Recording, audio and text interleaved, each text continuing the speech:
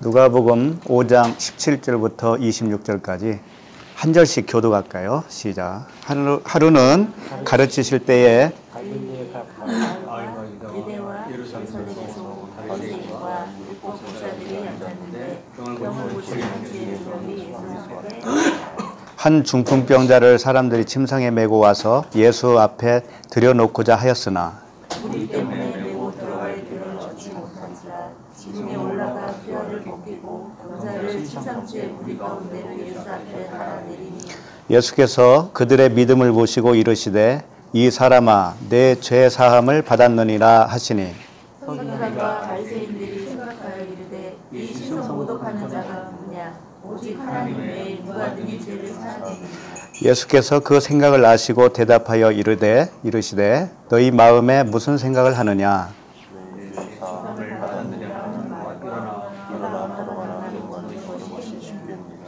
그러나 인자가 땅에서 죄를 사하는 권세가 있는 줄을 너희로 알게 하리라 하시고 중풍병자에게 말씀하시되 내가 네게 이르노니 일어나 내 침상을 가지고 집으로 가라 하시매 모든 사람이 그들 앞에서 곧 일어나 그 누웠던 것을 가지고 하나님께 영광을 돌리며 자기 집으로 돌아가니 다 같이 모든 사람이 놀라 하나님께 영광을 돌리며 심히 두려워하여 이르되 오늘 우리가 놀라운 일을 보았다 하니라.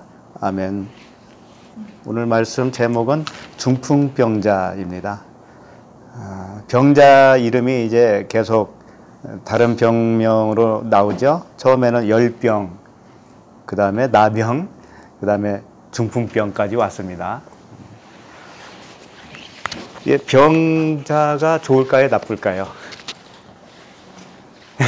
좋아요. 네. 뭐 좋고 나쁘고 간에 우리는 다 병자예요, 사실은. 네. 병자인 줄 아는 사람만 병자입니다. 네. 그래서 구원받는 조건은 주님이 말씀하신 대로 마태복음 9장 12절에 예수께서 들으시고 이르시되 건강한 자에게는 의사가 쓸데없고 병든 자에게라야 쓸데있느니라. 너희는 가서 내가 긍휼을 원하고 제사를 원하지 아니하노나 하신 뜻이 무엇인지 배우라. 나는 의인을 부르러 온 것이 아니요 죄인을 부르러 왔노라 하시니라. 그 건강한 자에게 내가 건강하다라고 생각하는 사람은 건강한 자고 내가 의사가 필요한 병든 자다라고 알게 되신 분은 병자죠. 그런데 그 병자가 되어야만이 구원해 주신다라고 하는 겁니다. 그러니까 오늘도 중풍병자는 구원받을 수 있는 자격이 있는 분이죠. 그리고 긍휼을 원하고 제사를 원하지 아니하노라 할 때 이 긍휼은 엘레오스라고 합니다. 긍휼, 불쌍히 여김을 말하는 것이고 자비 그런 뜻이죠. 그러니까 우리가 하나님이 원하시는 것은 긍휼을 원하기 때문에 우리가 긍휼을 여김을 받기를 간절히 바라는 거, 요것만 받으시겠다는 거예요, 하나님은. 그런데 사람은 그렇지 못해요. 그래서 제사를 드리려고 합니다, 제사를. 제사를 드린다는 게 뭐냐면 뒤시야, 제사가 뒤시야라고 하는 단어입니다. 이것은 희생 제사를 드리는 행위를 말하고 있어요. 행위. 하나님을 섬기는 그런 행위를 통해서 하나님께 영광을 돌리려고 하는 그 희생 제사를 말하는 건데요. 이 디시아가 디오라고 하는 단어에서 왔습니다. 디오가 뭐냐? 살해하다라는 뜻이에요. 살해하다. 그러니까 희생 제사를 드린다고 하는 것은 하나님을 살해하는 거죠. 그러니까 우리가 자칫 잘못하면 긍휼을 원하는 삶을 살아야 되는데 제사를 드리는 삶을 사는 경우가 있었다 이거예요.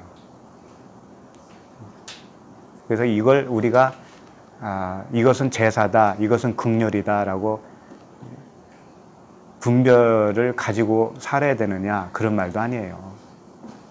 하나님이 원하시는 자에게 은혜가 임한 자에게는 긍휼을 구할 수밖에 없어요. 나는 병자입니다. 내 힘으로는 살 수 없습니다. 나에게는 영원에 이를 수 있는 근거가 없어요. 능력이 없습니다. 이렇게 나가게 되어 있습니다. 은혜를 받은 자는. 그래서 주님은 그것을 받으신다 이거죠. 그래서 모든 질병은 구원받을 자들의 상태를 의미하는 거예요. 눈으로 봐서는 저 사람이 중풍병자인지 나병 환자인지 알 수가 없습니다. 근데 하나님은 아시죠. 그래서 오늘 말씀은 우리가 너무나 잘 아는 그런 말씀이죠. 중풍병자가 친구들이 침상채 데리고 왔습니다. 어느 집에 예수님이 오셨는데 많은 무리들이 꽉 찼어요. 그래서 그 집에 들어갈 수가 없었어요. 그래서 하는 수 없이 어떤 궁리를 했습니까? 이제 지붕에 올라가서 기와장을 뚫고 밑으로 내렸죠. 줄로 달아서 내렸습니다. 그래서 고침을 받고 많은 사람들이 그걸 지켜보고 놀랬다. 이런 내용이에요. 그 내용 자체는 간단한 내용입니다. 그런데 이런 사건 스토리가 우리 각자 안에서 일어나는 일이라는 거죠. 우리 각자에게 영적인 스토리로 전개된다는 거죠. 우리의 삶 속에서. 그래서 어떤 사람은 지금 중풍병 환자로서 지나고 있는 그런 분도 있고, 어떤 분은 과거에 그런 경우가 있었구나 이걸 확인할 수도 있고요. 다 다양합니다. 그러나 결국은 중풍병자든 나병이든 우리가 다 그런 과정을 겪게 된다는 것입니다. 그래야 구원이에요. 17절부터 어떤 의미로 오늘 말씀이 주어졌는가 잘 살펴보도록 하겠습니다. 17절 한번 같이 읽을까요? 시작. 하루는 가르치실 때에 갈릴리의 각 마을과 유대와 예루살렘에서 온 일곱 교사들이 앉았는데 병을 고치는 주의 능력이 예수와 함께 하더라. 네. 여기 보면 갈릴리의 각 마을에서 오신 사람들, 유대에서 온 사람, 예루살렘에서 온 사람, 이렇게 여러 계층의 사람들이 다 모였습니다. 그러고 보면 이스라엘 백성들이 다 모인 것 같잖아요. 각 계층마다. 네. 이렇게 기록을 했다라는 것은 어떤 의도가 있다라는 거예요. 의도가. 그래서 이걸 묵상해 보면은 어떤 말씀이 떠오르냐면 사도행전 1장 8절 말씀이 떠올라요. 사도행전 1장 8절 말씀이 어떤 내용이냐면 오직 성령이 너희에게 임하시면 너희가 권능을 받고 예루살렘과 온 유대와 사마리아와 땅끝까지 이르러 내 증인이 되리라 하시니라. 자, 제일 먼저는 예루살렘이에요. 그 다음에 유대입니다. 그 다음에 사마리아, 땅끝. 이렇게 점진적으로 퍼져나가는 그 복음이 퍼져나가는 그 루트를 설명하는 것처럼 보입니다. 근데 사실은 우리 자신 한 사람을 두고 말씀을 하신 거거든요. 우리가 제일 먼저 예루살렘에 있었어요. 예루살렘은 요즘도 말하지만 이스라엘의 수도라고 그러잖아요. 그러니까 나로 말하면 가장 율법 중앙에 있을 때, 율법 아래에 갇혀 있는 그 상황이 예루살렘이라는 거죠. 거기서 조금 더 나가면 이제 유대가 되는 거예요. 유대인이 되는 거예요. 유대인. 근데 유대인에서 머물면 안 되죠. 그 유대인에서 이제 이방인 가야 돼. 이방인으로. 이방인으로 가면서 사마리아, 그 다음에 땅끝. 땅끝이 뭐냐면 내가 땅으로서 끝나는 거죠. 육신으로는 끝나는 거예요. 그래야 그리스도가 나의 모든 것이 되잖아요. 그게 온전함입니다. 거기까지 가는 것이 온전함이에요. 그러니까 오늘 17절 말씀을 보면 그와 같은 순서로 되어 있어요. 이제 역순이 됩니다. 역순. 제일 먼저 예루살렘을 보세요. 예루살렘 뒤로 가면 무엇이죠? 유대죠. 유대. 유대 뒤로 가면은 갈릴리 마을이죠. 이렇게 역순으로 되어 있습니다. 그래서 이 사람들이 예루살렘에서 온 바리새인가 왔다고 그럽니다. 왔다고. 이 왔다고 하는 단어가 뭐죠? 예루살렘에서 온 바리새인과 율법 교사들 이렇게 되어 있습니다. 이게 왔다라는 단어가 엘코마이죠. 엘코마이. 이게 나왔다라는 뜻이잖아요. 나왔다. 나왔다라는 거예요. 집에서 나왔다. 어느 마을에서 나왔다. 어떤 상태에서 나온 것을 말하는 거예요. 단순히 예루살렘에서 왔다 이런 뜻이 아니고 예루살렘이라고 하는 상태에서 나왔다라는 거죠. 그러니까 어떤 의도를 가지고 있는 말씀이냐면은 이 바리새인과 율법 교사들이 예루살렘, 유대, 갈릴리 각 마을에 있었던 사람들인데 이 사람들이 거기서 나온 사람들이에요. 그러니까 지금 현재는 어떤 상태에 있는 사람들이냐면은 중풍병자와 같은 동일한 상태에 있는 사람들이에요. 중풍병자와 동일한 영적 상태. 그래서 이 율법 교사들, 바리새인들이 어떻게 구원을 받는가를 중풍병자라고 하는 한 사람을 들어서 설명하고 있어요. 구원을 설명하고 있어요.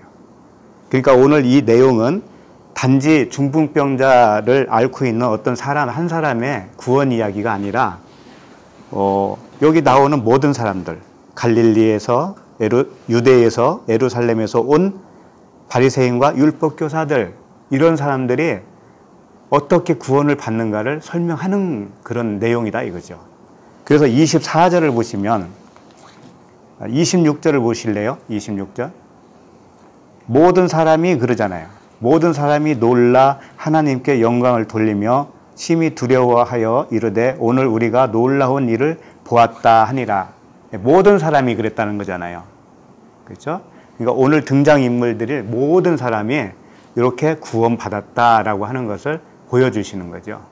그러니까 누구는 구원받고 누구는 구원 못 받았고 이런 말씀을 하시려고 하는 게 아니라는 거죠.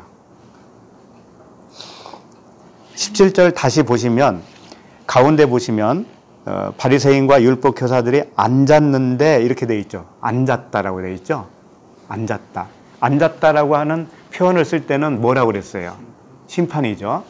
그러니까 이 사람들이 앉아 있을 때는 심판을 받는 쪽이 되는 것이고요. 예수님이 앉으셨다 하면은 예수님이 심판을 하시는 거예요. 그러니까 율법 교사들이 앉았다라고 하는 것은 이분들이 예수님을 통해서 심판을 받는다는 거죠. 심판을 받아야 구원을 받는 거예요. 자, 그러면 18절을 보실까요?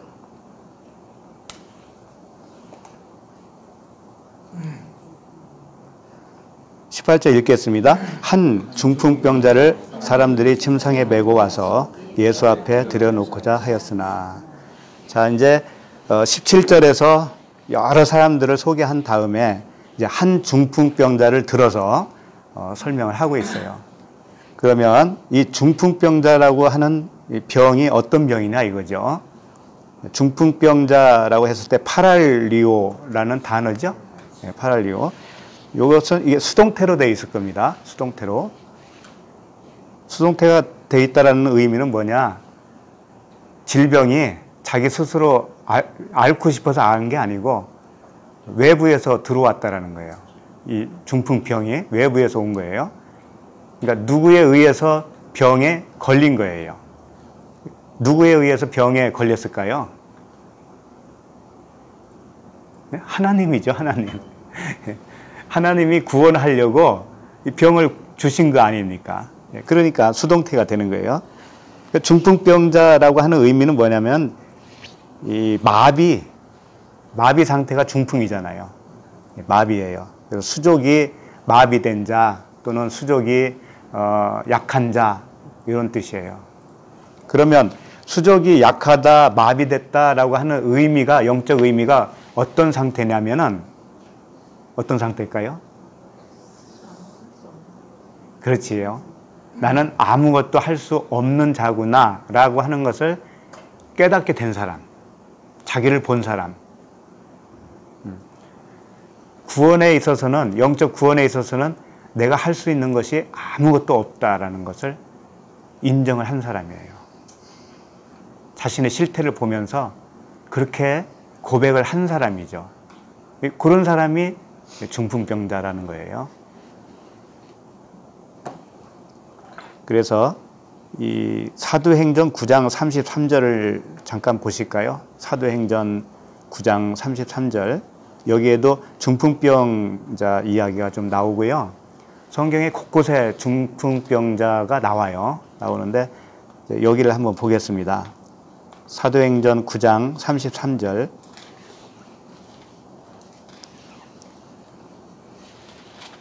거기서 애니아라 하는 사람을 만나매 그는 중풍병으로 침상 위에 누운 지 8패라. 8년 됐다라는 거죠. 애니아라 하는 사람이 중풍병으로 침상 위에 누운 지 8패라. 중풍병으로 그냥 누워있다라고 해도 되는데 왜 침상 위에 누워있다라고 이렇게 힘줘서 말을 할까요? 다 의미가 있다라는 거죠. 그래서 오늘 중풍병자도 사람들이 메고 왔어요. 메고 왔는데 침상채 메고 왔잖아요. 침상과 중풍병은 이게 항상 같이 다닌다는 거죠. 같이 다닌다는 거예요. 침상은 어떤 의미를 가지고 있을까요? 네? 죄? 네. 그러니까 중풍병자는 내가 아무것도 아니다라고 하는 것을 안 사람이죠. 그러면 그 자체가 자기 부인이고 그 자체가 십자가의 죽음이죠. 그렇죠? 그래서 침상은 뭐냐면 죽은 자가 누워있는 의미를 가지고 있어요. 침대죠. 침대. 침대에서 우리가 잘 때 자는 건 뭐예요? 죽음이잖아요. 죽음. 그렇죠? 그래서 침대는 죽음과 같이 가는 거예요. 항상. 그래서 십자가를 의미하고 있어요. 십자가. 침상을 들고 가라고 한단 말이에요. 나중에 보면 침상을 들고 가라는 의미가 뭐냐? 십자가를 지고 가라는 거예요. 누구든지 나를 따르려면 자기를 부인하고 자기 십자가를 지고 날마다 나를 따를 것이니라. 그랬잖아요. 그러니까 침상을 가지고 간다는 것은 자기 죽음, 자기가 거기 누워서 죽었었단 말이에요. 그 십자가를 지고 가는 거죠. 근데 여기 사도행전 9장 33절에 보면 그는 중풍병으로 침상 위에 누운 지 8회라, 8해, 8년 됐다 이거죠. 이것은 난지 8일 만에 할례를 받았다라는 의미와 똑같아요. 왜 그러냐면 중풍병으로 침상에 누웠다라는 건 뭐냐면 자기 의의가 이제 없어진 거잖아요. 그렇죠? 내 힘으로는 살아갈 수 없는 존재구나. 요게 이제 물세례란 말이에요. 이게 물세례를 받으면 그 상태예요. 물세례라는 것이 간단한 문제가 아닙니다. 진리를 안 사람이 물세례예요. 진리에 의해서, 성령에 의해서 깨닫게 된 거니까. 그러면 내 힘으로는 살아갈 수 없고 내 힘으로는 해볼 만한 게 없다라는 것을 이제 알게 됐잖아요. 그러면 그 사람은 중풍병자라고요. 아무것도 할 수 없으니까. 그래서 침상에 눕게 된 거예요. 다시 말하면 애굽에서 홍해를 건너왔잖아요. 광야로. 그러면 침상에 누운 거예요. 그것이. 그러니까 침상에 누운 지 8년 됐다라는 사실은 뭐냐? 광야 생활 8년을 했다 이거예요. 그것과 똑같아요. 그러면 난지 8일이니까 8일은 새날이잖아요. 부활한 거죠. 이때. 그렇게 되는 거예요. 반드시 침상에 누워야 돼요. 그래서 계시록에서도 내가 그를 침상에 던질 것이요 이런 말도 합니다. 침상에 던져버린대요. 근데 우리를 던지는 거예요. 다.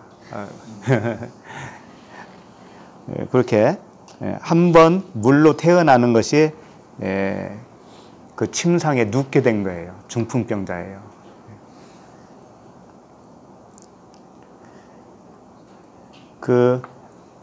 오늘 스토리의 말씀이 마가복음에도 있고요. 마태복음에도 있습니다.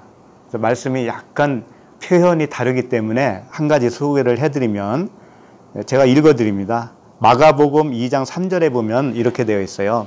사람들이 한 중풍병자를 네 사람에게 메워 가지고 예수께로 올세 이렇게 되어 있어요. 누가복음에서는 네 사람이라는 말은 없어요. 사람들이 이렇게 되어 있죠. 사람들이 그 중풍병자를 메고 온 거죠. 그런데 마가복음에서는 네 사람에게 메워 왔다 이렇게 소개를 하고 있습니다. 그럼 이게 무슨 의미가 있겠느냐 이거죠. 네 사람.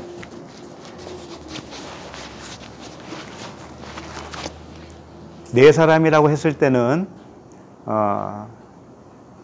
광야 40년을 지내온 사람이에요. 쉽게 말하면 땅의 완성을 말하는 거예요. 땅의 완성. 그러니까 이제 요단강 건너가기 직전의 사람이에요. 영적으로 보면 그게 누구냐? 중풍병자잖아요. 중풍병자가 이제 8년이 지나면 어떻게 되냐면 부활이잖아요. 이제 새로운 부활이죠. 요단강 건너가는 거죠. 그러니까 이 네 사람이 어떤 상태냐면은 지금 예수 앞에 온 문둥병자하고 동일한 사람이에요. 동일하다 보면 돼요. 동일해요. 동일해. 그러니까 예수님이 뭐라고 하셨냐면은 문둥병 환자를 보고 네 믿음을 보고 고쳐졌다 이렇게 안 해요. 메고 온 사람들의 믿음을 보고 고쳐졌다고 합니다. 그 몇 절에 나와 있어요?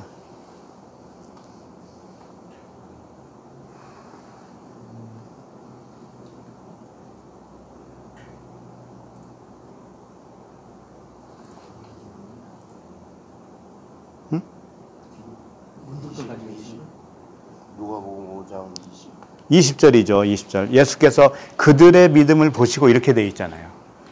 문둥병자를 보시고 믿음을 고쳐줘야 되는데, 중풍병자의 믿음을 보고 고쳐줘야 되는데 메고 온 사람들의 믿음을 보고 고쳐졌다고 그렇게 돼 있잖아요. 그러니까 이 말씀은 중풍병자를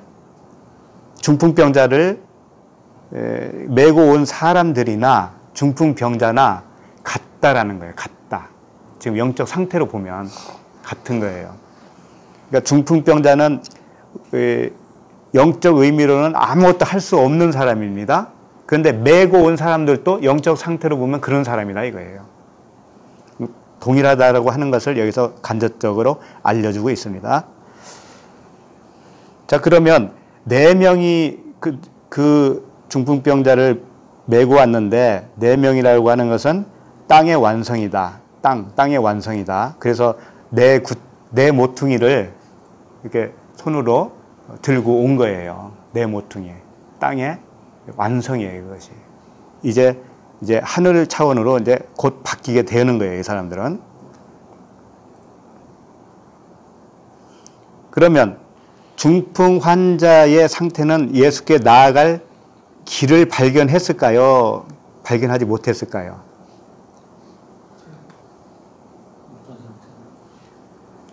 길을 발견합니다.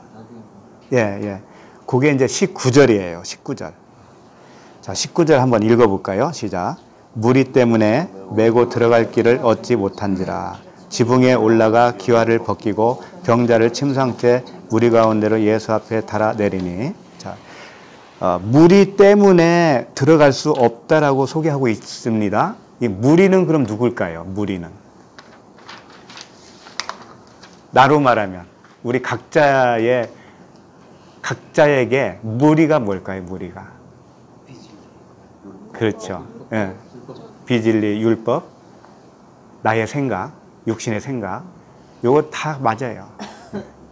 요게 무리예요, 무리. 내 안에 무리가 있었잖아요. 예?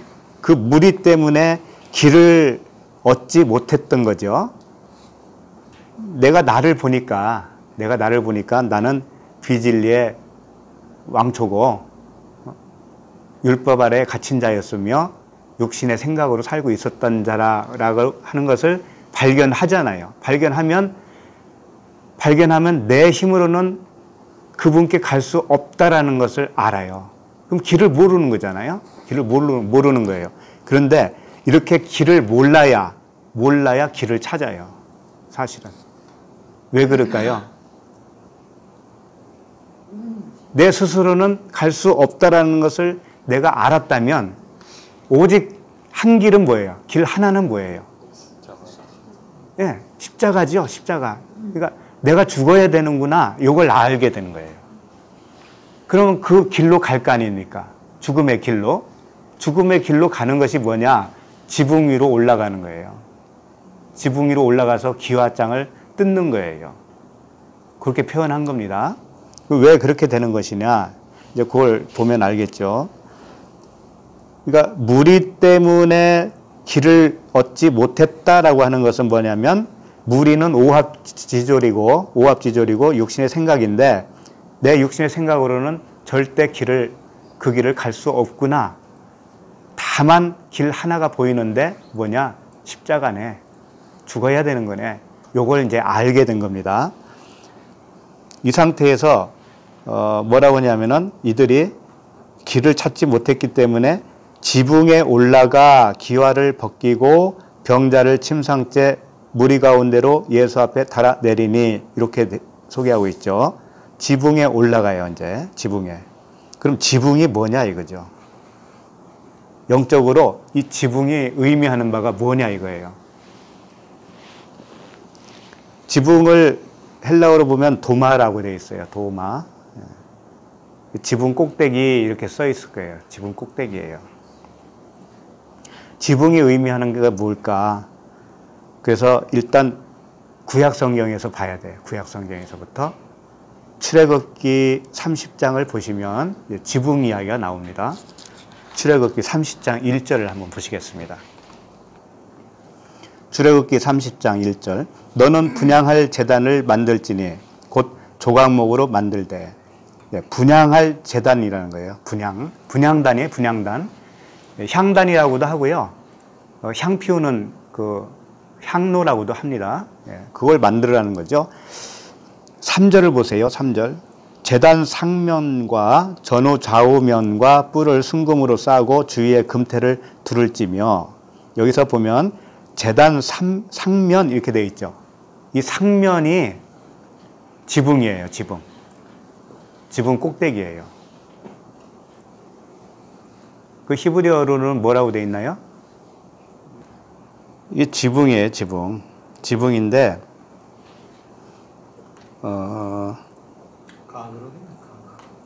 가그라고 돼 있죠. 예, 가그가 맞아요. 가그. 가그가 히브리어로는 지붕이에요. 지붕. 그리고 헬라어로는 도마인데, 가그가 이제 이 구약에도 신신창에 나옵니다. 여기에 제단 상면이 가그예요. 이게 지붕이라는 거죠. 그러면 제단을 어떻게 만드냐면요. 2절 한번 보세요. 2절. 길이가 한 규빗이에요. 길이가. 너비가 한 규빗. 네모가 반듯하게 하고 높이는 2규빗으로 하며, 그렇게 돼 있어요. 한 규빗이 뭐냐면 이 팔꿈치입니다. 팔꿈치 길이니까 한 45cm에서 50cm 그 정도예요. 그러니까 정사각형의 그 향로를 만들고요. 그 높이는 2배니까 90cm 정도 되는 거예요. 그러니까 1m가 좀 안 되겠죠. 그러니까 이렇게 헝금함 같이 생긴 그런 사각으로 된 그런 향로입니다. 그런데 거기에 상면이 있다는 거예요. 상면. 향을 피울 때 그 상면에서 피우는 겁니다. 상면에서. 향을 피우면 향이 이제 올라가겠죠. 그래서 요 상면이 지붕이라는 의미예요. 그럼 지붕에서 하는 일은 뭐냐? 향을 피우는 건데, 영적으로 향을 피우는 게 뭐예요? 기도하는 거예요. 기도. 그래서 베드로가 지붕 위에 올라가서 기도를 했었습니다. 그러니까 기도하는 자리가 지붕이라는 거예요. 그러니까 중풍병자를 데리고 지붕으로 가는 것은 뭐예요? 기도하는 자리로 갔다라는 거죠. 예. 자, 그러면 계속 한번 읽어보자고요. 여기 또 무슨 말씀이 나오니까. 4절 보면 금태 아래 양쪽에 금고리 둘을 만들되 곧 그 양쪽에 만들지니 이는 제단을 매는 채를 꿰를 곳이며, 이렇게 그 향로를 만들면 양 옆구리에 양쪽에 고리를 만들라는 거예요. 고리. 왜? 여기다가 막대기를 이렇게 끼워서 양쪽에서 이렇게 들 수 있도록 하려고. 근데 이 양쪽이라고 했을 때 쪽이 뭐냐면 첼라라는 단어예요. 첼라. 첼라가 뭐냐? 갈빗대예요. 갈빗대. 예. 첼라가 갈빗대라고요. 그러니까 아담을 잠재우고 갈빗대 하나를 취했잖아요. 그게 첼라예요. 그러니까 예수님의 옆구리에서 물과 피가 나왔잖아요. 그 옆구리가 첼라예요. 네. 그 옆구리에서 뭐가 나왔냐? 교회가 나온 거예요. 물과 피가 나온 거죠. 그걸로 우리를 살려주신 거죠. 그러니까 이 분향단은 사실은 예수 그리스도 자신을 표현하고 있는 거예요. 분향단은. 예수 그리스도 안에 들어갈 때 어떻게 안에 들어가야 돼? 어떻게 들어갈 수가 있느냐면 죽어야 들어가는 거예요. 죽어야. 예수님이 자신이 양의 문이라고 그랬잖아요. 양의 문에 양이 들어가려면 죽어야 들어가는 거예요. 번제단에 죽어야 들어가. 그러니까 다 이게 예수 그리스도를 자신을 표현하는 겁니다. 그러니까 중풍병자가 예수님이 계신 곳으로 들어갔잖아요. 그러니까 그게 들어가는 순서가 어떻게 되냐면은 지붕으로 올라가서 기도하는 자리로 올라가서 자기가 태워야 돼. 자기를 향을 피워야 된다고. 자기를 향을 피우면 어떻게 되냐면 죽어요. 죽어. 육신은 죽어요. 그럼 죄가 되겠죠? 그럼 죄가 밑으로 떨어진다고요. 응? 그 향로 밑으로 떨어진다고요. 그러니까 줄로 달아 내렸다고 그러잖아요. 그러니까 중풍병자가 줄로 달여서 저 예수님이 계신 그 집 바닥까지 내려간 것은 죄가 됐다라는 거예요. 죄가. 이미 죄가 됐다라는 거예요. 회개했다 이런 의미죠. 이렇게 해서 주님을 만나게 되는 겁니다. 근데 이걸 언제 하느냐 하면은 7절 보면 아론이 아침마다 그 위에 향기로운 향을 사르되 등불을 손질할 때에 살을 찌며 8절 또 저녁 때 등불을 켤 때에 살을 찌니 이 향은 너희가 대대로 여호와 앞에 끊지 못할지며 이렇게 되어 있습니다. 그러니까 언제 하느냐 하면 아침 저녁으로 계속 해야 되는 거예요. 아침 저녁으로 대대로 하는 거예요. 그러니까 우리 각자는 항상 요 향을 피우는 거예요. 향을 피운다라는 의미는 뭐냐면 기도예요. 기도. 어떤 기도냐? 이제 여기서 나와요. 이제 어떤 기도를 해야 되느냐는 그 9절 끝에 보면은 너희는 그 위에 다른 향을 사르지 말며 번제나 소제를 드리지 말고 전제에 술을 붓지 말며 이렇게 표현하고 있죠. 이건 무슨 뜻일까요? 너희는 그 위에 다른 향을 사르지 말고 번제나 소제를 드리지 말며 전제에 술을 붓지 말며. 향을 피우는 것과 번제나 소제를 드리는 것과는 좀 다르죠. 번제나 소제를 드리는 건 뭘까요?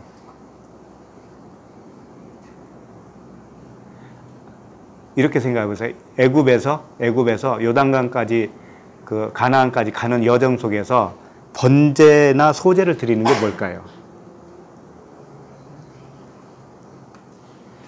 죽는 거잖아요. 죽는 거. 첫 번째 죽음이 뭐예요? 홍해를 건너는 거잖아요. 홍해를 건너서 물 세례로 죽는 거 아닙니까? 그렇죠? 예, 그렇게 한 번 죽은 사람은 다시 그건 하지 말라는 거예요. 광야에서는 죽는 게 아니라는 거예요. 광야에서는.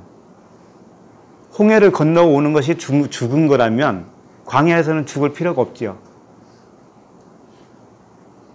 안 그래요? 그럼 광야에서는 뭐 하냐? 향을 피우는 거라고. 향을 피우는 거다. 그러니까 중풍병자가 되었다라는 의미는 이미 예수와 함께 세례를 받아서 죽고 살았는데 광야 생활은 그 죽는 게 아니고 이제는 그 살아난 몸으로 뭘 하느냐? 향을 피우는 그런 기간이다라는 거예요. 향을 피우는 기간. 향을 피우는 기간이라는 건 뭐냐? 내가 중풍병자라는 걸 아는 거예요. 아는 거. 중풍병자라는 걸 아는 거. 좀 어려운가요? 그러니까 이게 다 자기 안으로 향해 있어요. 하나님 말씀은 다 나에게 향해 있어요. 그래서 베드로가 칼을 뽑았잖아요. 말구에 기를 뱉죠. 기를 뱉을 때 뭐라고 그래요? 예수님이 칼을 칼집에 꽂아라. 칼집에 꽂지 않으면 어떻게 된다고 그래요? 칼을 든 자는 칼로 망한다고 그러잖아요. 칼이 나에게 꽂혀야 되는 거예요. 내가 칼집이에요. 우리 각자가 칼집이라고. 그 칼이 우리 안에 들어와서 나를 베어야지 그게 안 되면 안 된다 이거죠. 그러니까 하나님 말씀은 다 나를 향해 있어요. 향 피우는 것도 다 내가 해야 되는 거예요. 나한테 적용이 되는 거예요. 자, 그러면 출애굽기 지금 30장 보고 있는데 잘 끝에 한번 보시겠습니다. 35절. 그것으로 향을 만들되 향 만드는 법대로 만들고 그것에 소금을 쳐서 성결하게 하고. 소금은 언약이잖아요. 예, 언약. 35절. 출애굽기 30장. 예. 35절 보면 그것으로 향을 만들되 향 만드는 법대로 만들고 그것에 소금을 쳐서 성결하게 하라. 소금을 꼭 쳐야 돼요. 언약이니까. 소금은 언약이니까. 긍휼을 베풀어 주세요라고 하는 그 긍휼을 원하고 있는 상태가 중풍병자의 상태입니다. 그런데 거기에 언약이 빠지면 안 돼요. 약속이 있기 때문에 그걸 구하고 있는 거거든요. 결국은 그 약속이 이루어지기 때문에 그래요. 그러니까 반드시 그 언약을 붙들고 있어야 된다. 그런 말씀이고 36절 그 향 얼마를 곱게 찌어 내가 너와 만날 회막 안 증거궤 앞에 두라. 이 향은 너희에게 지극히 거룩하니라. 증거궤가 뭐예요? 법궤죠. 법궤. 법궤 앞에 곱게 찌어서 놓으라 이거죠. 그러니까 너는 향을 피우는 너는 가루도 된다 이거예요. 가루. 내 마음의 가루. 내 마음의 가루가 법궤 앞에 갈 때 법궤는 뭐예요? 하나님의 임재하는 데잖아요. 그럴 때 하나님이 임재하신다 이거예요. 너의 마음이 가루로 되고 너의 마음이 향이 되어서 법궤 앞에 갈 때 하나님의 임재가 임한다. 이런 말씀이죠. 37절 보면 내가 여호와를 위하여 만들 향은 거룩한 것이니 너희를 위하여는 그 방법대로 만들지 말라. 참 여기도 굉장히 중요한 말씀이에요. 여호와가 하라는 대로 하는데 너를 위해서는 하지 말라는 거예요. 너를 위해서는. 그러면 나를 위해서 한다는 건 뭐냐? 내 육신의 생각을 관철시키려고 하지 말라 이거예요. 향을 피우되 자신의 육신의 생각이 관철되기를 위해서 기도하지 말라 이거예요. 그것을 38절에서 한 번 더 말씀하셔요. 38절 보면 냄새를 맡으려고 이 같은 것을 만드는 모든 자는 그 백성 중에서 끊어지리라. 자기 스스로 냄새를 맡으려고 향을 피우는 자는 백성에서 끊어진다는 거죠. 그럼 냄새를 맡는다는 의미가 뭘까요? 향의 냄새를 맡는다. 그 향은 나를 태우는 거 아닙니까? 육신의 생각을 태우는 거잖아요. 그런데 그 향을 맡는다는 건 뭐냐면 결국 자기의 유익을 위해서 그렇게 한다는 거죠. 자기 유익을 위해서 그렇게 하면 안 된다는 거예요. 그러면 어떻게 해야 될까요? 향을 피우는 것은 오직 그리스도가 내 생명이 되어지기를 그것만을 위해서 향을 피우는 거죠. 항상 같은 말씀을 하십니다. 결국은 그리스도께서 너의 생명이 되어야 네가 살 수 있으니까 그렇게 긍휼을 구해야지 너를 위해서 구하지 말라 이거예요. 너의 유익을 위해서 향을 피우지 말라. 기도하지 말라. 그런 뜻이죠. 오직 그의 나라와 그 의를 구하라.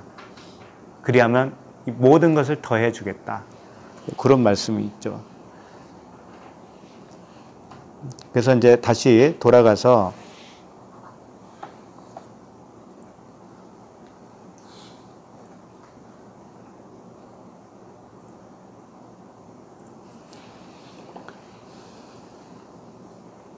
지붕에 이제 올라갔습니다. 지붕에 올라갔어요.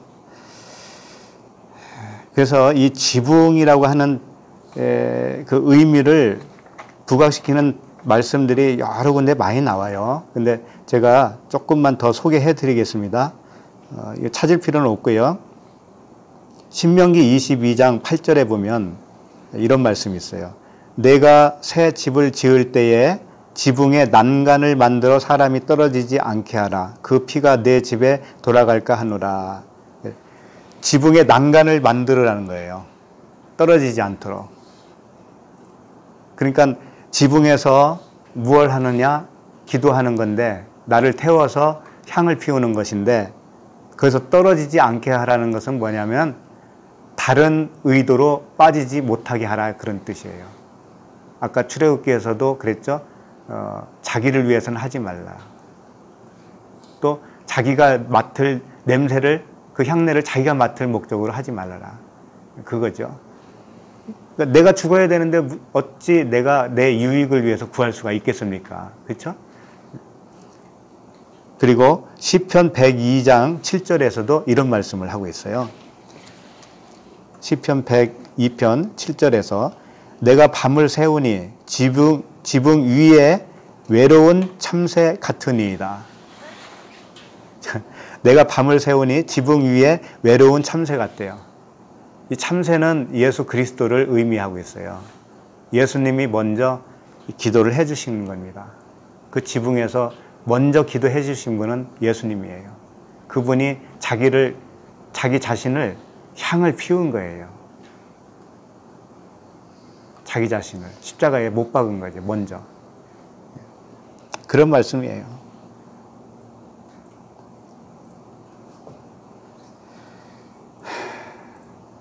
그리고 이제 그 사도행전에 보면 베드로가 기도했죠. 그 지붕 위에 가서 그 부분을 좀 보려고 합니다. 그 부분을 보면은 사도행전 10장 9절인데요. 이렇게 되어 있어요. 이튿날 그들이 길을 가다가 그 성에 가까이 갔을 때 그때 베드로가 기도하려고 지붕에 올라가니 그 시각은 제 6시더라. 여기 한번 찾아볼까요? 사도행전 10장 9절.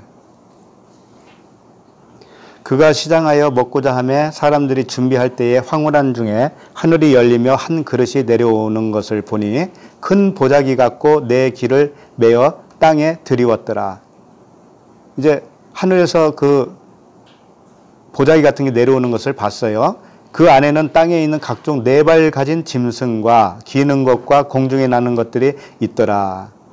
자, 이게 뭘까요? 네 발 가진 짐승, 기는 것, 공중에 나는 새, 공중에 나는 것들. 이게 다 우리들을 상징하고 있어요. 우리예요, 우리. 우리 각자라고요, 각자. 처음에는 다 이렇게 부정한 것들이 되어 있어요. 근데 그걸 또 잡아먹으래요. 13절 보니까. 또 소리가 있으되 베드로야 일어나 잡아먹으라 하거늘. 베드로가 이르되 주여 그럴 수 없나이다. 속되고 깨끗하지 아니한 것을 내가 결코 먹지 아니하였나이다 한데 못 먹겠다는 거죠? 못 먹겠다는 건 뭐냐? 우리가 그리스도 안에 못 들어간다. 그런 의미하고 똑같아요. 쟤는 구원받을 수 없잖아요. 그런 말씀이죠. 그런데 그게 우리였다니까요. 우리였죠. 15절 또 두 번째 소리가 있으되 하나님께서 깨끗하게 하신 것을 내가 속되다 하지 말라 하더라. 하나님이 깨끗하게 했다라는 거죠. 자, 이런 일이 3번 있은 후 그 그릇이 곧 하늘로 올려져 가니라. 자, 이게 무슨 뜻이냐면 하늘에서 보자기 같은 게 네 구덩이에 이렇게 매여서 내려왔습니다. 요 내려오는 상황이 중풍병자가 지붕을 뚫고 밑으로 내려간 것과 같은 상황이에요. 예. 근데 하늘에서 내려온 것이 몇 번 있었다고 그래요? 16절에 보니까 이런 일이 3번 있은 후 그렇죠. 3번 있은 후. 세 번이 어떻게 했다는 거냐면 내려왔다라고 하는 것이 회개예요. 회개. 할례예요. 할례. 내 마음이 찢어지는 거예요. 그게 3번 했다라는 거예요. 3번. 육신의 정욕과 안목의 정욕과 이생의 자랑이 요 3번 박살났다 이거예요. 그래서 길과 진리요 생명이 되었다 이거예요. 결국은 생명이 되었다. 하늘로 올라갔다고 하는 것은 뭐예요? 생명이 된 거잖아요. 생명이 된 거예요. 요 말씀과 오늘 누가복음에 나오는 말씀과 너무나 흡사해요. 흡사해요. 그러니까 줄을 달여서 이렇게 내려뜨리는 것은 뭐냐면 그 회개를 말하는 거예요. 그 말씀이 누가복음에 계속 나옵니다. 누가복음으로 다시 돌아가서요. 19절 보면 19절 무리 때문에 메고 들어갈 길을 얻지 못한지라 지붕에 올라가 기와를 벗기고 이제 기와가 뭐냐 이게 기와를 벗기는 일이 있어요. 기와는 케라모스라고 되어 있죠. 이 케란니미에서 왔다고 되어 있습니다.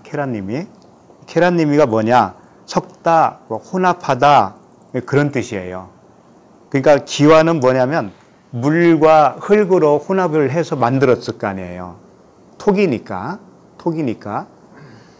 톡이 자체가 어떤 의미를 가지고 있냐면 혼합되었다, 혼합해서 만들었다 이거예요. 선과 악이 혼합되었다. 이 뭘까요? 율법이죠. 이것도 육신의 생각이에요. 선과 악으로 되어 있는 이 육신의 생각 자체가 뭐냐면 기와다 이거예요. 기와. 토기로 만든 기와다. 그런 뜻이에요. 그것을 걷어내야 되는 거잖아요. 그러니까 기와장을 걷어냈죠. 그래서 병자를 침상채 무리 가운데로 예수 앞에 달아내리니 이렇게 되어 있죠. 기와장을 다 걷어내고 구멍을 뚫고 병자를 침상채 십자가에 달린 채 무리 가운데로 예수 앞에 달아내렸다 이거예요. 그럼 무리가 뭐라고 했습니까? 나의 생각이에요. 육신의 생각이 무리예요. 무리. 근데 무리 가운데로 줄을 달아내렸다라고 하는 의미는 뭘까요? 그 무리가 쪼개지는 거 아니겠어요? 갈라지죠. 네, 우리 육신의 생각이 갈라진다니까요. 휘장이 갈라진다니까요. 그것을 이렇게 표현하는 거예요. 예수 앞에 달아내리는 것으로 표현하는 겁니다. 그러니까 무리는 나의 육신의 생각이에요. 이것이 나를 지배하고 있었죠. 그런데 그 침상채 달아내린다고 하는 의미는 뭐냐? 침상이 십자가라고 그랬잖아요. 십자가의 죽음을 상징한다고 그랬죠. 그대로 달아내린다고 하는 것은 마음의 할례를 말하고 있는 거예요. 마음의 할례를 하는 거예요. 그게 다 같은 의미입니다. 그렇게 해서 그들이 예수 앞에 왔다 이거예요. 그럼 예수님은 뭐예요? 구원주잖아요. 자기 백성을 구원할 자, 예수. 그러니까 중풍병자를 고칠 수 있는 예수님은 자기가 그 병을 가져가는 거예요. 그래서 자기가 십자가에서 죽으시는 거죠. 항상 그 말씀을 하시는 겁니다. 20절 가겠습니다. 20절. 졸리니까 또 같이 읽을까요? 20절 시작. 예수께서 그들의 믿음을 보시고 이르시되 이 사람아 내 죄사함을 받았느니라 하시니. 자, 예수께서 그들의 믿음을 봤어요. 중풍병자 한 사람의 믿음을 본 게 아니고 4사람이 메고 왔으니까 그 사람들을 말하는 거겠죠. 그들의 믿음은 이미 뭐냐? 그들은 땅에서 완성된 자예요. 광야 생활을 이제 다 마치게 된 그런 상태에 있는 사람들, 믿음이 있는 사람들이죠. 그러니까 믿음을 보시고 이르시되 이 사람아 내 죄사함을 받았느니라. 이제 여기서 보면 이르시되 있죠. 그들의 믿음을 보시고 이르시되 있죠. 이르시되가 어떤 단어냐면요. 에포라고 하는 단어예요. 에포가 뭐냐?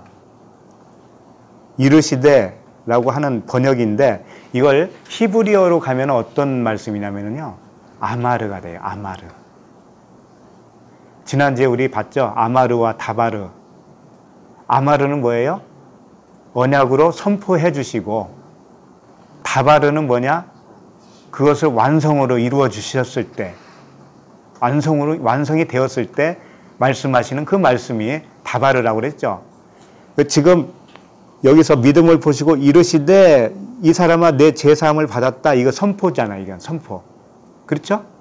이 선포는 에포로 되어 있어요. 아마르로 했다 이거예요. 아마르, 에포. 그런데 22절도 그렇고 23절도 그렇고 다 에포로 되어 있어요. 24절에도 말씀하시되 이 말씀도 에포예요. 그런데 마지막에 24절 보시면 24절 끝에 보시면은 이렇게 되어 있어요. 말씀하시되 내가 네게 이르노니 일어나 내 침상을 가지고 집으로 가라 하시매. 여기서 이르노니가 나오죠. 마지막에 이르노니 일어나 내 침상을 가지고 가라. 이르노니. 이 이르노니는 에포가 아니라 이거예요. 뭘까요? 다바르예요. 다바르. 말하자면 이게 레고거든. 레고. 이거 헬라어니까 지금 레고예요. 레고. 그러니까 다바르를 헬라어로 번역을 하면 레고가 돼요. 레고. 레고나 다바르나 같습니다. 이렇게 정확하다고요. 성경은.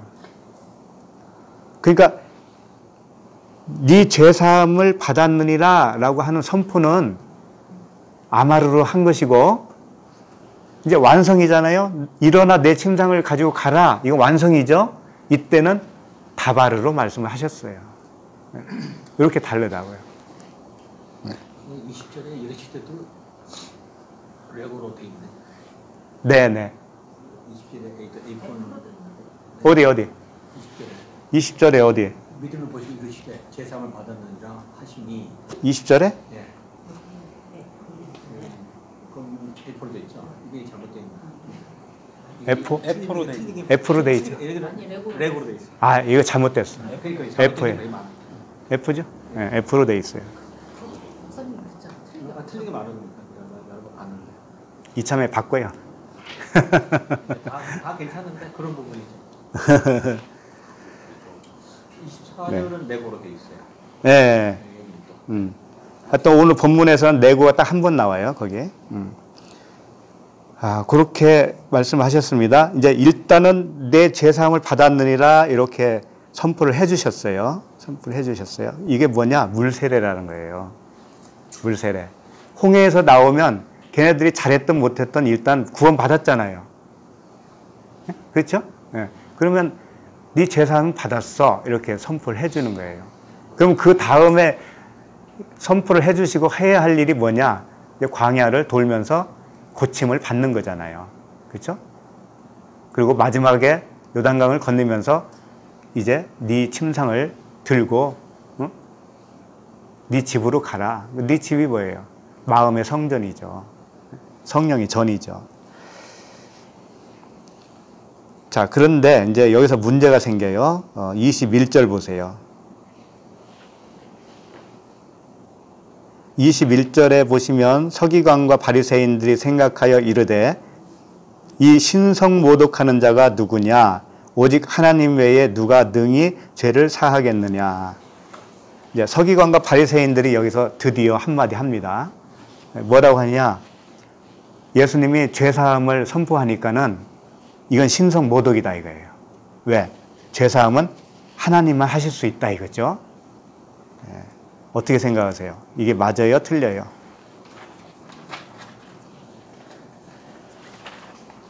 성경은 모든 것이 진리입니다.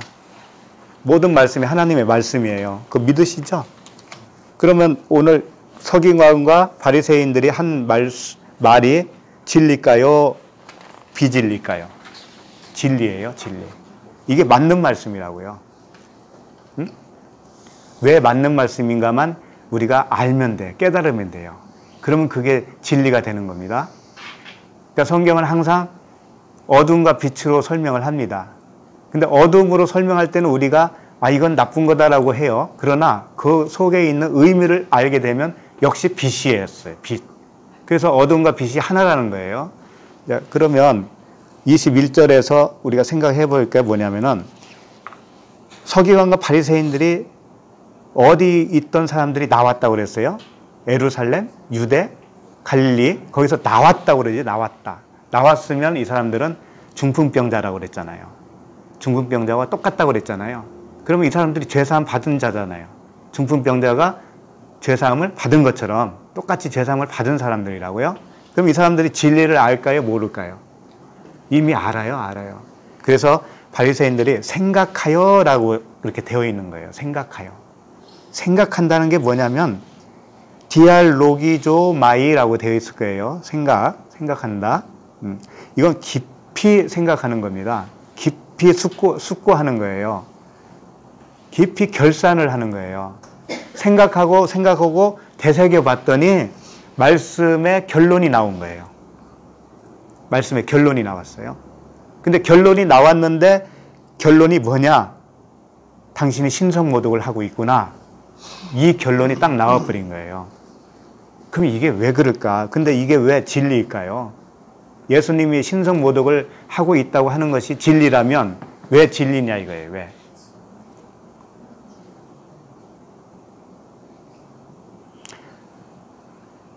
이런 거가 되잖아요. 예를 들어서 우리 각자가 판사인데 아들이 죄 짓고 와가지고 그 판사가 이제 판결을 내려야 되는데 무조건 죄사함, 너 죄를 용서해주겠다. 이렇게 판결을 내리면 어떻게 되나요? 법을 모독하는 거지요. 법을 모독하잖아요. 그래서 신성모독이 되는 거예요. 그럼 그렇게 신성모독이 안 되려면 어떻게 해야 돼요? 네, 너 죄사함으로 판결하면 안 되죠. 너 사형이야 이렇게 해야 되는데 죄를 용서해줘 버렸어요.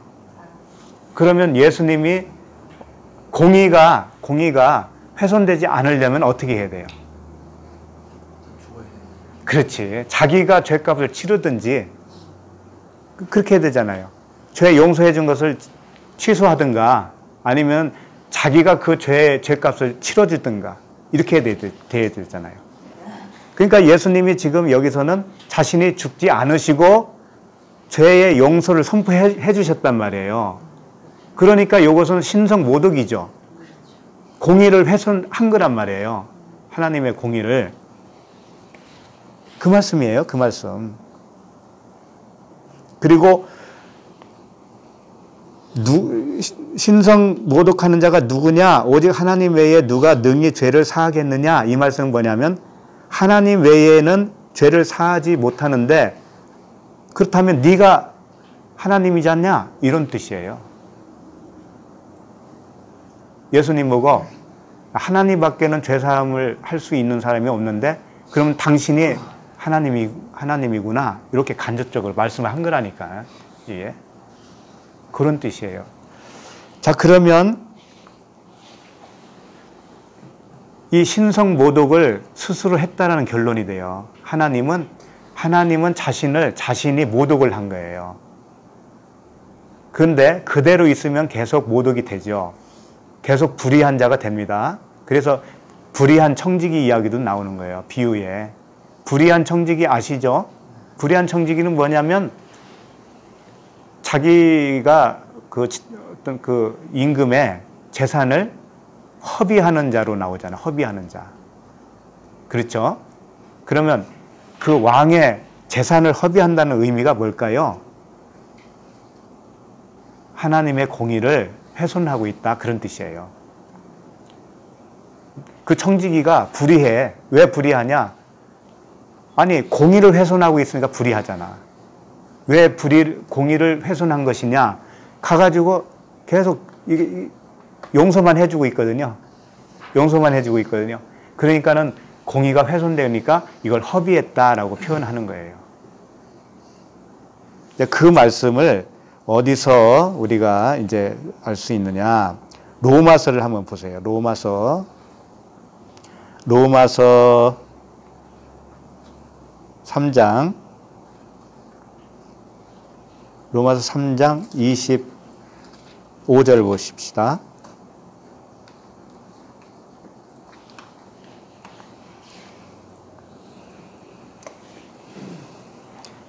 로마서 3장 25절 보면 이 예수를 하나님이 그의 피로써 믿음으로 말미암는 화목 제물로 세우셨으니 이는 하나님께서 길이 참으시는 중에 전에 지은 죄를 간과하심으로써 자기의 의로우심을 나타내려 하심이니. 이게 무슨 말씀이냐? 예수님을 화목 제물로 세웠다 이거예요, 하나님이. 그런데 이 화목 제물로 세우시기 전까지는 어떻게 했냐면은 길이 참았다는 거예요. 길이 참았다. 길이 참고 전에 지은 죄를 간과했다 이렇게 표현하고 있는 거예요. 이게 무슨 말이냐? 예수님을 십자가에 달기 이전까지는 그동안에 사람이 지은 죄를 간과했다라는 거예요. 이 간과는 뭐예요? 그냥 넘어간 거고 용서해 준 거잖아요. 미리 용서해 준 거예요. 미리. 예수님 자신이 죽기 이전에. 그러면 그 간과하심으로 인해서 하나님이 신성 모독을 받았다 이거예요. 쉽게 말하면 그때까지는. 왜? 공의가 훼손되어 있고 하나님이 의롭지 않은 분이 되어 있기 때문에 그래요. 그냥 용서해 줬으니까, 대가 없이 용서해 줬으니까 자신의 공의가 바로 세워지지 못했단 말이에요. 의미가 알겠죠? 무슨 의미인지? 그런데 26절 의로우심을 나타내게 하기 위해서 26절 곧 이때에 자기의 의로우심을 나타내사 자기도 의로우시며 또한 예수 믿는 자를 의롭다 하려 하심이라. 자, 십자가의 죽음이 모든 걸 해결했다 이거예요. 십자가의 죽음이 자기도 의로웠고 하나님 자신도 의로우신 분이 된 거예요 이제는. 그리고 예수 믿는 자도 누군가가 나의 죄를 위해서 대가를 치러 주셨기 때문에 믿는 자도 의로운 자가 돼버렸다 이거예요. 그러니 예수 그리스도의 십자가에 그 대속이 없었다면 하나님도 의롭지 못하신 분이 되는 것이고 예수 믿는 자도 의로운 자가 못 되는 거예요.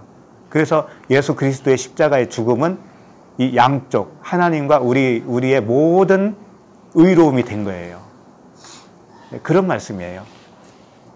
그러니까 이제 누가복음으로 돌아가면 아까 그 바리새인과 서기관들이 한 얘기가 이제 맞다라는 의미로 다가오시죠. 신성 모독을 한 겁니다. 스스로가. 하나님 자신이 그렇게 하신 거예요. 그러고 나서 이제 십자가에 가시는 거죠. 그럼 22절을 보시겠습니다. 예수께서 그 생각을 아시고 대답하여 이르시되 너희 마음에 무슨 생각을 하느냐. 자, 여기서 예수께서 그 생각을 아셨다라는 건 뭐냐면 그래 너희들이 심사숙고해서 나온 그 결론의 말씀이 결론의 그 말이 나의 생각과 같은 거야 라는 거예요. 예수님과 생각이 같다 이거예요. 같다. 너희 마음에 무슨 생각을 하느냐 이건 같다라는 거예요. 같다. 일치한다. 이런 뜻이에요. 근데 마태복음에도 요 말씀, 이 사건이 똑같이 되어 있어요. 마태복음 제가 읽어 드릴게요. 여기는 어떤 내용이 첨부가 되어 있냐면은 마태복음 9장 4절에 이렇게 되어 있어요. 예수께서 그 생각을 아시고 이르시되 너희가 어찌하여 마음에 악한 생각을 하느냐 이렇게 되어 있어요. 그럼 걔네들이 율법 교사들과 서기관들이 악한 생각을 했다라는 거잖아요. 근데 그렇게 보시면 안 되는 거예요, 성경을. 하나님의 마음으로 보셔야 돼요. 그 뜻은 뭐냐? 너희들이 생각한 그 결론이 나온 이야기 있잖아요. 신성모독이라고 한 거. 그것이 악이라는 거예요. 그러니까 다시 말해서 이거예요. 예수님이 십자가에서 죽지 않고 그냥 용서를 해주잖아요, 죄를. 그러면 그게 악이다라는 거예요. 그게 악이다. 이해가 가시나요? 그런 말씀을 이렇게 사람을 통해서 이렇게 진리를 흘려주시는 거예요. 그러니까 예수 그리스도께서 십자가에 안 죽으시면 우리를 용서해주는 그 용서가 악한 거라는 거예요. 악한 거. 자신을 신성 모독을 하는 것은 물론이거니와 그 일 자체가 악한 거다 이거죠. 그래서 하나님은 예수 그리스도를 통해서 십자가에 죽으심이 필요하시다. 그 일을 할 수밖에 없다 이거예요. 그 일을 할 수밖에 없다. 일방적으로 죄 사함을 한다는 것은 하나님 입장에서는 공의가 손상되는 것이고 악한 일이다 라는 것입니다. 그리고 자기를 신성 모독하는 것입니다. 그래서 그분은 십자가에서 죽으실 수밖에 없다. 결론이 그거예요. 자, 그러면 23절 보시죠. 23절. 23절도 이게 쉬운 말씀이 아닌데 그럼 읽어볼까요? 내 죄사함을 받았느니라 하는 말과 일어나 걸어가라 하는 말이 어느 것이 쉽겠느냐. 자, 죄사함을 받았느니라 하는 말과 일어나 걸어가라 하는 말이 어떤 것이 쉽겠느냐 이거죠. 지사님, 어떤 게 쉬울까요?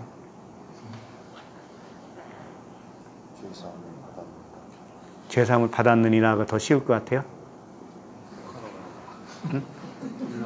걸어가는 거? 일단 걸어가려면은 그 중풍병이 고침을 받아야 걸어갈 수 있잖아요. 예. 근데 사람이 그 병을 고칠 수 없는 질병이었단 말이에요. 그러면 또 죄사함을 받았느니라는 하나님밖에 할 수 없잖아요. 그러니까 이건 사람이 할 수 있는 거예요, 없는 거예요? 그러니까 이 말씀의 요지는 이런 거예요. 이 둘 중에 어떤 것이 더 쉽겠느냐 이 질문이 아니라는 거예요. 네? 둘 중에 무엇가 더 쉽겠니 이 질문이 아니라 둘 중에 한 가지라도 쉬운 게 있겠니 이런 뜻이에요. 네? 이 둘 중에 한 가지라도 너희들이 할 수 있겠니 이런 뜻이라고요. 사람이 할 수 있겠니 이런 뜻이라고요. 네?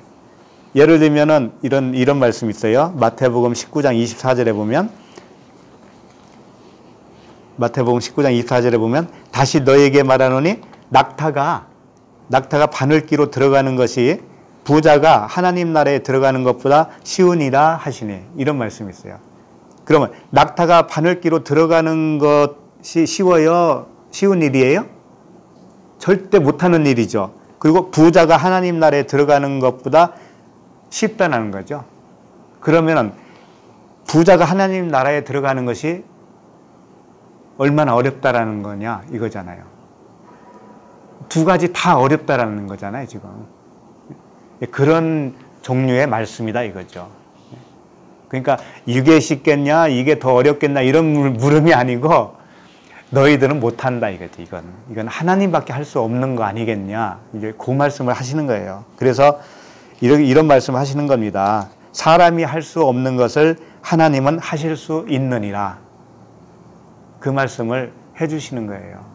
결국은 사람이 할 수 없다라는 것을 말씀하고 싶었었던 거예요. 죄사함도 사람이 할 수 있는 게 아니고 일어나 걸어가는 것도 사람이 할 수 있는 것이 아니다라는 겁니다. 그러면 23절을 다시 보시고 23절을 다시 보시면 내 죄사함을 받았느니라 하는 말 이건 뭐냐면은 죄사함이 뭐냐면 물세례예요. 물세례. 선포예요. 선포. 그 다음에 일어나 걸어가라 이건 뭐예요? 불세례예요. 그럼 무엇이 더 쉽겠느냐라고 물으면은 이 둘 다 너희들은 못한다 이거예요. 너희들에게는 이게 할 수 있는 그런 일이 아니다라는 겁니다. 그렇게 말씀하신 거예요. 자, 24절로 가겠습니다. 24절.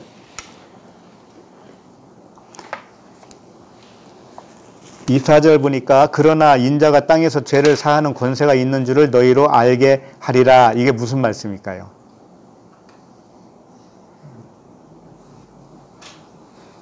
그러나 인자가 땅에서 죄를 사하는 권세가 있는 줄을 너희로 알게 하리라. 어떻게 해서 알게 할까요? 우리 주님은. 죄를 사하는 권세가 있는데 어떻게 알려주겠다는 걸까요? 어떻게? 인자라는 게 죽음을 의미하니까. 그렇지.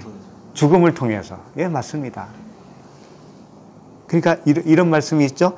인자가 땅에서 죄를 사하는 권세가 있는 줄을 너희로 알게 하리라. 이 말씀은 이런 얘기예요. 내가 땅에서 들리면 내가 땅에서 들리면 모든 사람을 내게로 이끌겠노라. 이 말씀과 똑같아요. 내가 땅에서 들리는 게 뭐예요? 죽음이잖아요. 십자가. 그렇게 되면 모든 사람을 내게로 이끌겠대. 이끌면은 그 사람들은 알게 되는 거잖아요. 예, 그거예요. 그러니까 이 24절 전에는 신성모독이라는 말이 나왔고 죄사함을 하나님밖에 할 수 없다라는 말도 나왔고 그랬는데 지금 주님이 어떤 말씀을 하시냐면은 내가 죄사함을 선포했는데 결국은 이 선포한 것이 수포로 돌아가면 안 되지 않냐. 그래서 내가 십자가에서 죽는 거야. 이렇게 말씀을 하신 거랑 똑같아요. 24절 다시 봅니다. 그러나 인자가 땅에서 죄를 사하는 권세가 있는 줄을 너희로 알게 하리라 하시고 중풍병자에게 말씀하시되 내가 네게 이르노니 일어나 내 침상을 가지고 집으로 가라 하시매. 자, 중풍병자에게 말씀을 하셨습니다. 이르노니 일어나 내 침상을 가지고 집으로 가라. 자, 일어나서 그냥 가라고 하면 되는데 왜 일어나서 침상을 가지고 가라고 할까요?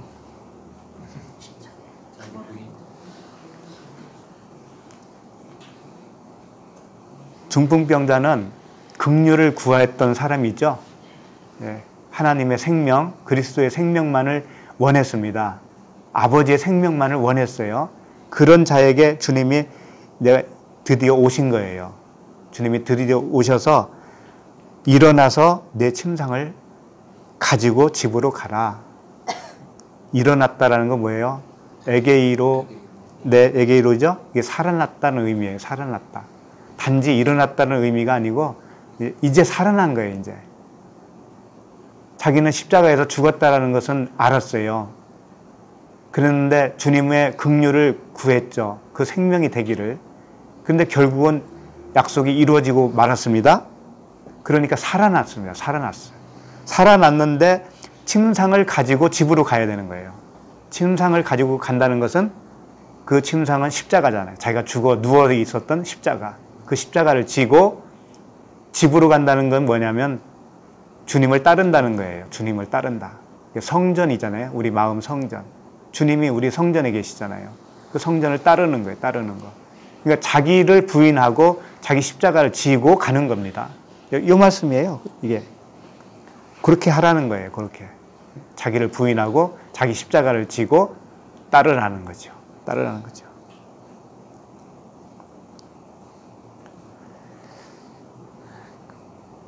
자, 여기서 이제 24절에서 중풍병자에게 말씀하시되, 이건 여기까지는 에포예요. 에포. 아마르. 내가 네게 이르노니, 여기가 이제 레고라고 그랬죠. 아까 살펴본 대로 다바르예요. 다바르. 내가 너를 완성하노니, 이런 뜻이에요. 내가 너를 완성하노니 일어나, 에게이로 일어나 살아나서 내 침상을 가지고 들어 올리다라는 뜻이에요. 내 침상을 가지고라고 하는 단어가 아이로거든요. 아이로는 뭐냐, 들어 올리다 그런 뜻이에요. 그러니까 침상을 들어 올려서 지는 거예요. 십자가를 지는 거예요. 지고 따르라 이거죠. 집으로 가라. 오이코스. 마음 성전으로 들어가라. 들어갔다 이제 이미. 그런 뜻이죠. 그래서 일어날 수 있고 집으로 갈 수 있는 원동력은 뭐냐? 주님이 말씀하신 내고 이르노니, 이게 원동력이 되는 거예요. 이렇게 되는 거예요. 우리가 그 긍휼을 구하는 중풍병자의 위치까지 왔다면은요, 내가 사는 게 아니잖아요. 그렇죠? 내가 사는 것이 아니에요. 그때는 이미. 그러면 내가 사는 것이 아닌 것이 됐을 때 주님이 살아주시는 거예요. 주님이 내고 다바르 하시면서 일어나 걸어라 라고 하는 말씀은 이제 내가 너가 되어주겠다. 그 말씀이 원동력이 되어주겠다 이거예요. 그 말씀. 일어나라 하는 그 말씀이 그 말씀 자체가 너를 걸어가게 만드는 원동력이야. 이런 뜻이에요. 그래서 내가 사는 것이 아니요 내 안에 그리스도께서 사는 것이다 라고 고백이 되어지는 겁니다. 그때부터. 내가 사는 게 아니에요. 그리스도가 사는 것이지. 내고라고 하는 그 말씀이 산다 이거죠. 그 말씀이 나를 살아가게 해주셔요. 그렇게 되어지는 거예요. 그렇게. 그러니까 사랑도 내 의지대로 못했던 그 사랑을 나도 모르게 내 속에서 사랑이 나오는 거예요. 내 속에서 그냥 나도 모르게 사랑이 나와요. 왜? 그분이니까. 그분이 살아주시니까. 25절 보시겠습니다. 25절. 그 사람이 그들 앞에서 곧 일어나 그 누웠던 것을 가지고 하나님께 영광을 돌리며 자기 집으로 돌아가니 이렇게 되어 있어. 하나님께 영광이 되는 것이 무엇일까요? 하나님께 영광이 되는 거. 여기 문맥 속에 다 있죠? 사람들 앞에서 곧 일어나 그 누웠던 것을 가지고 가는 것이 하나님께 영광 되는 거예요. 결국은 하나님께 영광 돌린다는 건 뭐냐? 주님으로 인해서 내가 살아나서 주님이 내 안에서 살아주는 거예요. 주님이 내 대신 살아주는 거예요. 이게 하나님의 영광이 되어지는 겁니다. 내 스스로는 할 수 없습니다. 그것은. 다 자기 십자가를 지고 가는 이야기예요. 결국은. 주님이 살아주는 이야기예요. 나는 죽고 그분이 살아주는 이야기. 그런 이야기죠. 자, 26절 보고 이제 마치도록 하겠습니다. 26절 같이 읽을까요? 모든 사람이 놀라 하나님께 영광을 돌리며 심히 두려워하여 이르되 오늘 우리가 놀라운 일을 보았다 하니라. 자, 26절에 모든 사람이 이렇게 나옵니다. 그러니까 26절은 뭐냐면은 지금까지 살펴본 이 스토리의 최종 요약이에요. 요약이에요. 그러니까 중풍병자도 또 4명의 사람도 중풍병자를 메고 온 4명의 사람도 또 결국은 모든 사람에 해당돼요. 이 모든 사람이에요. 다. 율법학자, 서기관도 다 이 모든 사람에게 해당되는 거예요.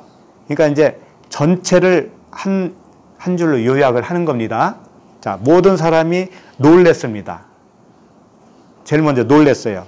놀란 게 뭐냐? 엑스타시스 이렇게 되어 있어요. 엑스타시스. 이게 무슨 뜻이냐면은 위치가 바뀐다는 뜻이에요. 위치가 바뀌어요. 제일 먼저 첫 번째 놀라는 건 뭐냐? 위치가 바뀌는 거예요. 위치가 어떻게 바뀌느냐? 애굽에서 광야로 바뀌는 거예요.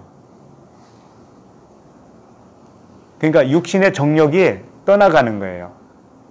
일단 육신의 정욕이 떠나가고 그리스도의 몸이 이제 나에게 오는 거죠. 그러니까 위치가 바뀝니다. 위치가 바뀌어요. 이게 뭐냐? 물세례라는 얘기예요. 물세례. 결국은 그 말씀을 또 하는 거예요. 자, 그 다음에 이렇게 했을 때 하나님께 영광이 됩니다. 일단. 네. 그 다음에 심히 두려워하여가 나오죠. 심히 두려워하여. 이 심히 두려워하다라고 하는 말씀이 포버스예요. 포버스. 포버스인데 경외라는 뜻이거든요. 존경 그런 뜻입니다. 경외, 존경. 그런데 경외는 어디서 나오냐면요. 하나님을 아는 데서 나와요. 애굽에서 이 홍해를 건너서 광야까지 나올 때는요. 하나님 잘 몰라요. 그들이. 얼떨결에 나오는 거예요. 모르는데 나와서 구원받았어. 자기도 모르게 구원받은 거예요. 얼떨결에. 구원이라는 그겁니다. 일단은 선포니까 내가 하나님을 잘 모른다니까요. 모르는데 표적은 있어요. 표적은 있죠. 홍해가 갈라지는 표적. 불기둥과 구름기둥이 앞서간 그 표적은 있습니다. 누구나에게. 그런데 그 정도 가지고 경외한다는 말을 할 수가 없어요. 그러니까 심히 놀란다는 건 뭐냐? 경외인데 이건 하나님을 알아야 나오는 거예요. 하나님을 알아야 돼요. 광야 생활을 하면서 하나님이 어떤 분인가를 배우는 겁니다. 배워요. 우리 삶 속에서 하나님을 경험하는 거예요. 우리 일상생활에서. 그렇게 할 때 하나님을 존경하게 됩니다. 하나님을 경외하게 돼요. 그 두 번째 단계가 오는 거예요. 그 다음에 마지막 오늘 우리가 놀라운 일을 보았다. 이렇게 되어 있죠. 이 놀라운 일이 뭐냐 이거예요. 놀라운 일. 이거 파라독소스 이렇게 되어 있어요. 파라독소스. 이건 독사, 그러니까 영광이라는 뜻이에요. 영광이라는 뜻에서 온 거죠. 놀라운 일을 봤다라는 건데 영광된 일을 봤다 또는 거룩한 일을 보았다 이런 뜻이에요. 그러니까 점진적이죠. 첫 번째는 뭐냐면 위치가 바뀌는 겁니다. 첫 번째 놀람은 위치가 바뀌어요. 내가 옛사람에서 새 사람으로 딱 바뀌는 겁니다. 소속이 바뀌어요. 하늘나라로 소속이 바뀌어요. 그런데 주님을 잘 몰라. 그 단계에서는. 근데 광야 생활을 계속 하다 보니까 하나님을 알게 돼서 하나님을 경외하게 되고 하나님을 존경하게 돼요. 요게 이제 두 번째죠. 그 다음에 놀라운 일을 이제 본 거예요. 놀라운 일을 봤다. 이건 뭐냐? 거룩하게 되었다. 이겁니다. 거룩하게 되었다. 거룩한 자가 되었다. 그때 가서야 진짜 거룩한 자가 되는 거예요. 요게 이제 굳이 말하면 가나안에 들어갔다 이런 뜻이죠. 이렇게 되는 거예요. 보았다라고 하는 단어가 이제 에이돈인데 에이돈은 내면에서 알아차렸다 이런 뜻이에요. 내가 내 속에서 마음으로 눈으로 보는 게 아니에요. 마음으로 알아차린 거예요. 알아차린 거예요. 그 하나님을 경외하게 된 겁니다. 이제 그분이 나와 상관없이 나의 의지와 관계없이 내 옛사람하고는 관계없이 그분이 나를 이끌어 간다는 것을 내가 아는 거예요. 내면으로 알아차리는 겁니다. 그런 삶이 우리에게 계속 있어지는 거예요.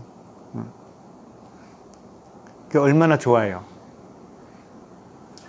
네, 하나님은 그 자기의 생명을 송두리째 주고 싶어서 이 광야도 걷게 하고 때로는 괴롭기도 하고 때로는 슬프기도 하지만 결국은 우리가 잠시 받는 고난이 있잖아요. 그걸 그렇게 설명하죠. 잠시 받는 고난은 장차 올 영광과 비교할 수 없다. 그 장차 올 영광이라는 게 우리가 죽은 다음에 나중에 천국 가서 그런 의미가 아니거든요. 그리스도께서 온전히 나를 장악하고 내 삶을 주관하는 그 상태. 그 상태가 오면 너의 고통스러웠던 그 과거의 나날들에 비하면 아무것도 아니야. 현재의 고난은 장차 올 영광에 비교할 수가 없어. 이렇게 되는 거예요. 그런 고백을 할 수밖에 없습니다. 우리도. 그걸 위해서 우리는 하나님께 구하고 바라고 긍휼을 원하는 거예요. 불쌍히 여김을 구하는 거죠. 그런 삶을 우리는 지붕에서 기도하는 거, 지붕 위에서 자기를 태워서 향을 하나님께 올려드리는 거. 너희 몸을 산 제물로 하나님께 드리라. 이것은 그분이 기뻐하는 영적 예배다. 로마서 12장 1절에 그 말씀이 있죠. 그겁니다. 우리는 날마다 산 제물로 주님께 드리는 거예요. 이게 향 피우는 거잖아요. 향 피우는 거. 그럴 때 그분이 온전히 나의 삶을 주관해 주신다라고 하는 겁니다. 이렇게 영광된 삶을 살기를 바랍니다. 기도하겠습니다. 하나님 아버지, 오늘도 말씀을 통하여 아버지를 보여주시니 감사합니다. 의원으로 오셔서 병든 자를 치료해 주시는 주님을 찬양합니다. 아무것도 할 수 없는 우리의 중풍병을 주께서 친히 담당하시고 스스로 신성모독이 되셨고 다시 아버지의 공의를 세우기 위하여 십자가에 달리셔야만 했던 주님께 감사와 찬양을 드립니다. 주님의 의를 우리에게 덮어주신 그 은혜를 찬양합니다. 예수 그리스도의 이름으로 기도합니다. 아멘.